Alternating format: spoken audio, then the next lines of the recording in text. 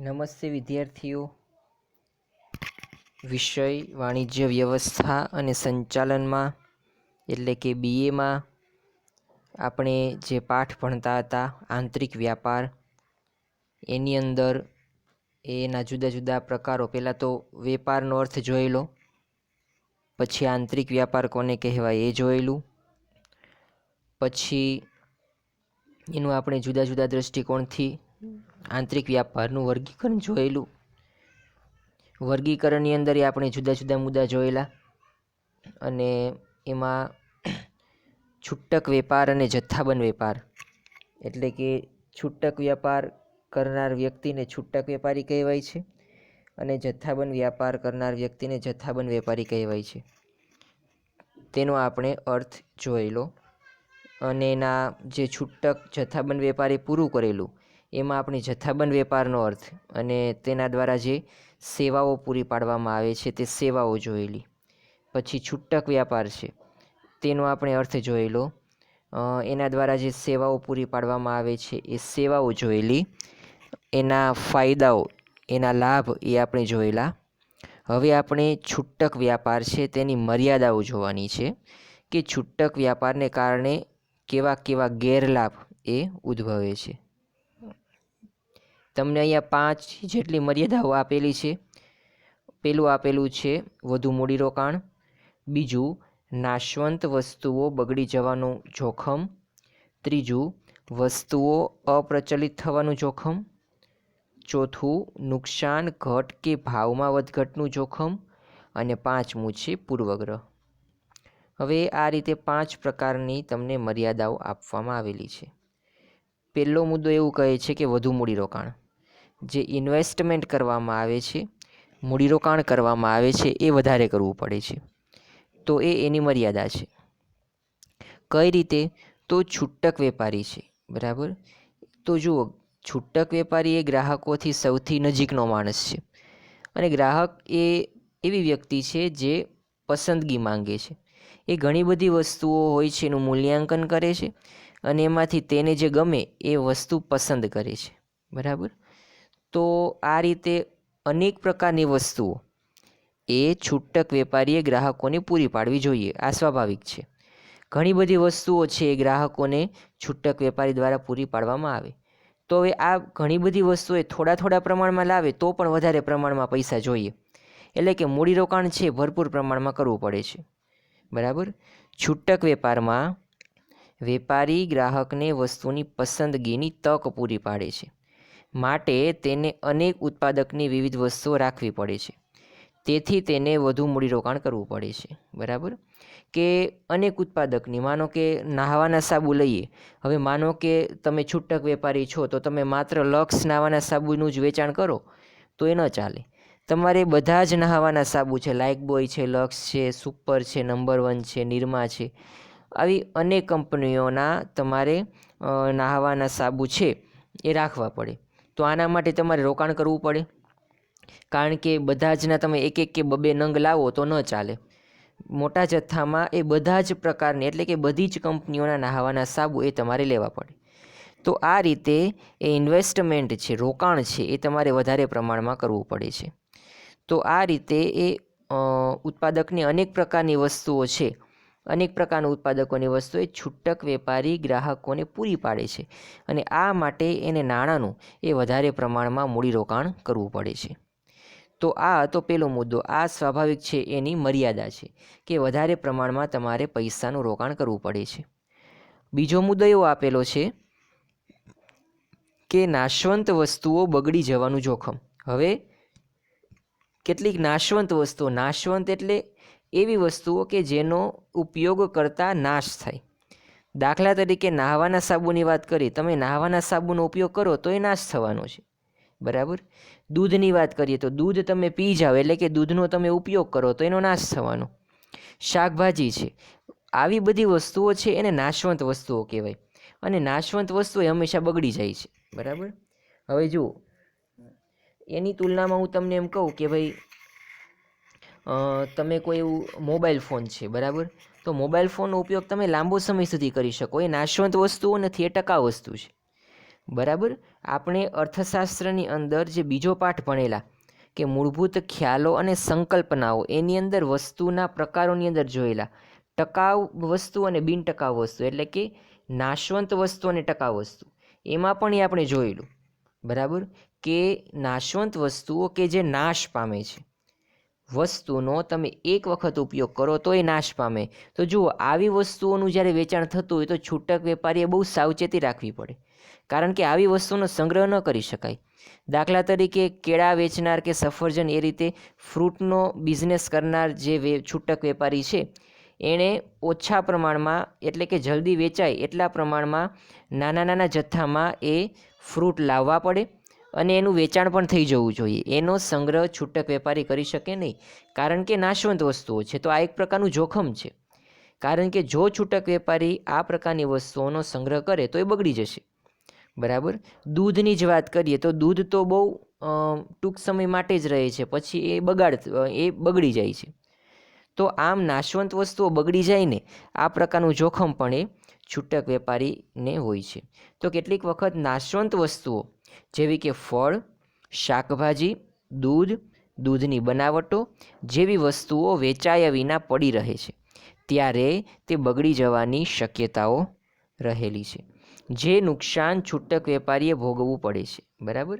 હવે માનો કે આ વસ્તુ બગડી જાય તો એ તો છૂટક વેપારીએ જ એનું નુકસાન વેઠવું પડતું હોય, કારણ કે બગડી ગયેલું દૂધ કે બગડી ગયેલા શાકભાજી એ કોઈ વ્યક્તિ ખરીદે નહીં. તો આ રીતે આ પ્રકારની જે મર્યાદા છે એ છૂટક વેપારની અંદર લાગુ પડે છે, એટલે કે નાશવંત વસ્તુઓ છે એ બગડી જતી હોય છે. 3 નંબરનો મુદ્દો આપેલો, વસ્તુઓ અપ્રચલિત થવાનું જોખમ. હવે આનો તો તમે વર્તમાન સમયમાં પણ અનુભવ કરેલો હશે. ઘણી વસ્તુઓ હોય છે અપ્રચલિત બની જાય, એટલે કે પ્રચલિત હવે રહેતી નથી. ઘણી બધી વસ્તુઓ પહેલાંના સમયની અંદર તમે જુઓ, જે કપડાઓ લોકો પહેરતા હતા એનું પ્રમાણ અત્યારે સાવ ઘટી ગયું છે. હવે આપણે એમ કહીએ કે પહેલાંના સમયમાં લોકો ધોતિયું પહેરતા કે લહેંગા કે ઝભ્ભા પહેરતા પુરુષો, બરાબર, તો એનું અત્યારે પ્રમાણ બહુ ઘટી ગયું છે, એનો ઉપયોગ થતો નથી. અત્યારે મોડર્ન એવા ટી શર્ટ, શર્ટ, આ રીતે એનું પ્રમાણ જીન્સના પેન્ટ વગેરેનું થયું છે. કહેવાનો મતલબ એટલો છે કે વસ્તુઓ છે એ સમય જતાં અપ્રચલિત બને જ છે. બરાબર. હવે જે પ્રકારની વસ્તુઓ જે હવે અપ્રચલિત બની છે, બરાબર, અને એ વસ્તુનો જો છૂટક વેપારીએ સંગ્રહ કરેલો હોય તો પછી શું કામનું? હવે આપણે વાત કરીએ તો માનો કે તમારી સ્ટેશનરીની દુકાન છે, તો ગયા વર્ષની અપેક્ષિત હોય, બરાબર, એ આ વર્ષે ન વેચાય. ગયા વર્ષની અપેક્ષિત એ આ વર્ષે અપ્રચલિત બની જાય છે. ગયા વર્ષની અપેક્ષિત હોય તમારે તે જ વર્ષમાં એ વેચી દેવી પડે. બરાબર. પછીના વર્ષે તો નવા વર્ષે નવી એડિશન આવે છે, એટલા માટે કોઈ 2019ની કે પછી ગયા વર્ષની એટલે કે 2020ની અપેક્ષિત ખરીદે નહીં, એને 2021ની જ જોઈએ છે. કહેવાનો મતલબ એટલો છે કે સમય અનુસાર એ વસ્તુ અપ્રચલિત બની જાય. હવે બીજું ઉદાહરણ આપું તો ટેકનોલોજીનું. તો ટેકનોલોજી છે એ પણ સમય અનુસાર એ નવી નવી ટેકનોલોજી આવતી જાય છે, અને એના અનુસાર જે ઉત્પાદન થયેલું હોય એ વસ્તુઓ લોકો વધારે ખરીદવા માંગે છે. વર્તમાન સમયમાં આપણે જોઈએ તો સુતરાઉ કાપડ છે અત્યારે અપ્રચલિત બની ગયું છે. બરાબર. કારણ કે એની સામે જે આધુનિક ટેકનોલોજીથી જે ઉત્પાદિત થતું કાપડ એ પ્રમાણમાં સસ્તું હોય છે. તો આ રીતે વસ્તુઓ અપ્રચલિત થવાનું જોખમ એ છૂટક વેપારીએ ભોગવવું પડે. એટલે કે પછી તો એને આવી અપ્રચલિત વસ્તુ છે એનો નીચી કિંમતે નિકાલ કરવો પડે, ઓછી કિંમતે પણ એને વેચાણ કરીને એ વસ્તુઓ આપણી એક દૃષ્ટિએ કહીએ તો બીજાને પધરાવી દેવી પડે છે. કેટલીક વખત ગ્રાહકોની પસંદગી, ફેશન, અભિરુચિ, ટેકનોલોજી વગેરે બદલાઈ જવાને કારણે એ વસ્તુઓ કેવી અપ્રચલિત બની જાય છે, ત્યારે તેનો નિકાલ કરવા માટે વસ્તુની પડતર કિંમતે કે તેથી ઓછી કિંમતે તેનું વેચાણ કરવું પડે છે. તો આ રીતે આ પણ એક પ્રકારની મર્યાદા એ છૂટક વેપારીને નડે છે, એટલે કે વસ્તુઓ છે એ અપ્રચલિત થવાનું જોખમ એ રહેલું છે. પછીનો તમને 4 નંબરનો મુદ્દો આપેલો છે, નુકસાન, ઘટ કે ભાવમાં વધઘટનું જોખમ. હવે જો અહીંયા તમને 3 બાબત આપી છે કે ભાઈ નુકસાન થાય. હવે સ્વાભાવિક છે કે નુકસાન તો થાય, માલની તમે હેરફેર કરો તો થોડું ઘણું નુકસાન તો થાય જ છે. પછી ઘટ, થોડી ઘણી ઘટ પણ આવે છે અને ભાવની અંદર પણ વધઘટ થાય છે. હવે આપણે ક્રમશઃ તમને સમજાવું. પેલું છે નુકસાન. હવે માલની જ્યારે હેરફેર થતી હોય, જથ્થાબંધ વેપારી પાસેથી છૂટક વેપારી પાસે માલ આવતો હોય, અથવા તો છૂટક વેપારી છે બરાબર, એ ગ્રાહકોને હોમ ડિલિવરીની સુવિધા પૂરી પાડતા હોય ત્યારે જે માલ આપતા હોય, તો આવા સંજોગોની અંદર ઘણી વખત નુકસાન થાય છે, અકસ્માત થાય છે બરાબર, અથવા તો તૂટફૂટ થાય છે. તો આ રીતે નુકસાન છે છૂટક વેપારીએ ભોગવવું પડે, કારણ કે તૂટેલી વસ્તુઓ તો ગ્રાહકો સ્વીકારવાના નથી. તો આવું જોખમ એક મર્યાદા છૂટક વેપારમાં ઉદ્ભવે છે. પછીનો બીજો મુદ્દો આપેલો છે ઘટ. હવે જુઓ, ઘટ છે ને એ સ્વાભાવિક છે. તમે ગમે તેટલી કાળજી રાખો છતાં પણ આ પ્રકારની ઘટ એ ઉદ્ભવે છે. એક ઉદાહરણ તમને આપું તો પેટ્રોલિંગનું જે ટ્રાન્સપોર્ટેશન થાય છે, હેરફેર થાય છે બરાબર, એટલે કે જે મોટા મોટા ટેન્કરો હોય છે પેટ્રોલના કે ડીઝલના, તો એની અંદર શું હોય છે તો કે માનો કે રાજકોટથી અહીંયા ભાવનગર અથવા તો ભાવનગરથી અમદાવાદ એ આનું સ્થળાંતર થતું હોય છે, તો એની અંદર એ કુદરતી કારણોસર એ થોડી ઘટ પડે છે. પેટ્રોલ ડીઝલ એ ત્યાંથી મોકલાવવામાં આવેલું એમાં થોડી ઘટ ઉદ્ભવે, કારણ કે સમય જતાં એ થોડું હવામાં એ ઉડી જાય છે. પેટ્રોલ ડીઝલ એ થોડું હવામાં ઉડી જાય છે, તેને કારણે થોડી ઘટ આવે છે. તો આ પ્રકારનું જે જોખમ છે બરાબર, એ આપણે કહીએ કે છૂટક વેપારીએ સહન કરવું પડે છે, છૂટક વેપારીએ ભોગવવું પડે છે. એટલે કે થોડીક એક વસ્તુમાં એ થોડી ઘટ એ અહીંયા માલુમ પડતી હોય છે. તે જ રીતે જે જથ્થાબંધ વેપારી છે એ તો માનો કે 5 કિલો કે 10 કિલો તમે જથ્થાબંધ વસ્તુ ખરીદી હોય, અને હવે તમે જ્યારે છૂટક વસ્તુઓ તેને આપો છો ત્યારે વજનમાં થોડુંક આમ તેમ એ તમારે કરવું પડે છે, તેને કારણે પણ થોડીક એ ઘટ પડતી હોય. પછી આપેલું છે ભાવમાં વધઘટ. હવે જો સ્વાભાવિક છે ભાવમાં પણ વધઘટ થાય.